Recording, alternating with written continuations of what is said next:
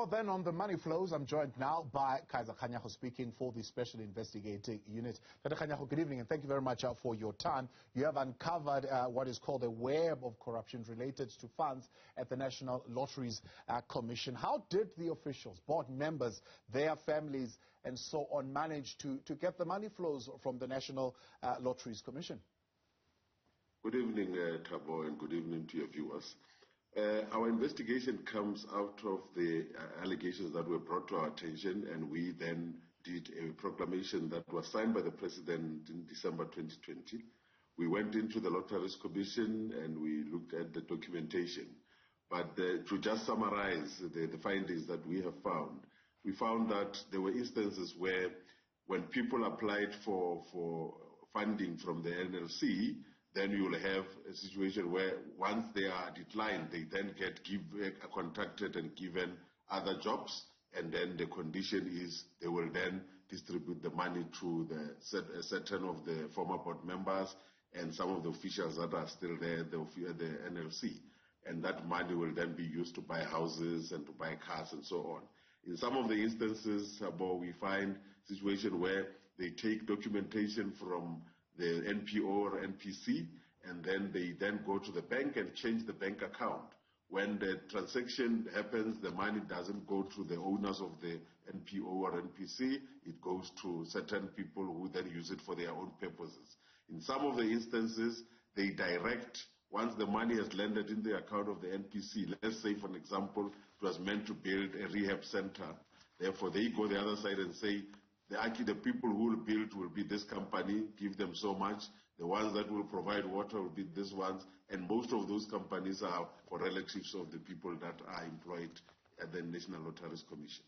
Now, how did the leadership and those who are involved, who are assisting in these kind of dealings, escape accountability? Obviously, it was a matter of not being found, because if you look at it transaction-wise, the transaction will happen legally within the processes of the NLC, but the people who are manipulating this are doing it when the money has left the NLC and has gone to the other side where they can then manipulate how it is being used and so on and so on. Yeah, and now there are, of course, calls for the Hawks and the NPA to get involved here. I know you're mostly looking at civil claims and the ability to be able to get those monies somewhat back into the coffers.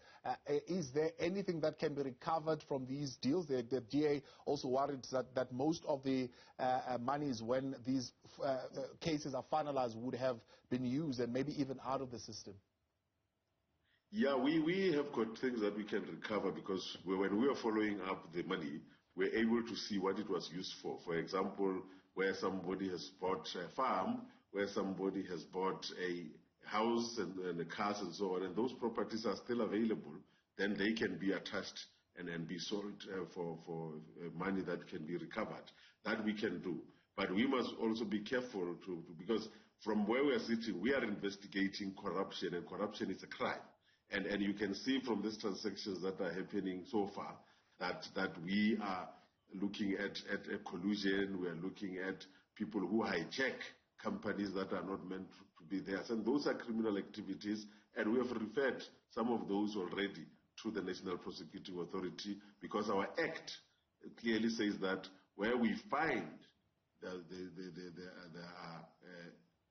allegations or clear indication of criminality, or evidence that leads to that, we then have to send it to the National Prosecuting Authority. And we'll work with them as and the Hawks to make sure that the information that we have is followed up and people are brought to book. How closely are you working with the NPA? I'm asking this, of course, in light of the presentation made by the head of the NPA recently to Parliament, that some of the cases, when they are referred to them, they're actually not court ready, so to speak, and there needs to be much better collaboration between the two entities to be able to at least get these cases watertight. No, we work very closely with them, and obviously I don't know what basically that comment would have meant, but from our side, we do what the Act is saying we must do, which is send the evidence to them, and I think they are in a better position to look at the evidence And if they need more, they can come back to us and indicate what more they need. But we give it to them as per what the Act says. And we work with them, obviously. We are part of the ACTT with them. We are part of the Fusion Center with them, where we look at most of the cases and how we handle them. And we work very well with them. Yeah. I know your probes are not yet fully completed. I think 12 out of the 50 have been done. But are there, for example, recommendations that you have made to the NLC around particular individuals in leadership, whether they should be suspended, what action should be taken against those, particularly the 12 that you are quite advanced at as far as your interim findings are concerned? Yes, we had already sent, for example, a referral to the minister, because when we were dealing with the board member, we had to send it to the minister, and the specific board member then resigned and left the NLC. We had already sent referrals for some of the officials for disciplinary, and that will have to be handled by the officials themselves, the NLC themselves, and then we'll monitor that and make sure that it is implemented in a correct manner. And we have made the reference to the NPA already. And people need to understand, whatever we presented today to the Portfolio Committee was not a report. It was an update. Therefore, the report, our interim report, will only go to the President somewhere in April, and then we will then continue with phase 2 of the investigation, which we think will end round about November this year. Right.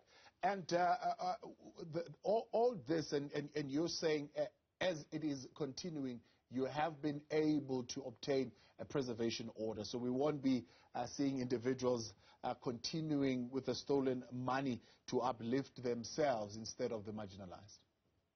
No, definitely. An example of that was done 2 weeks ago, where we, in one of the NPOs that was supposed to do an athletic checks I think in Limpopo, I forgot. Oh, it was in Northwest, and that one we were able to get a restraining order, and we have taken the houses and the cars, and about 3 cars that are now under curatorship until this matter is finalized, and where there is a need, we'll do that, and we'll continue as when we get enough information about others to do the same, so that these houses and these cars cannot be dissipated or sold.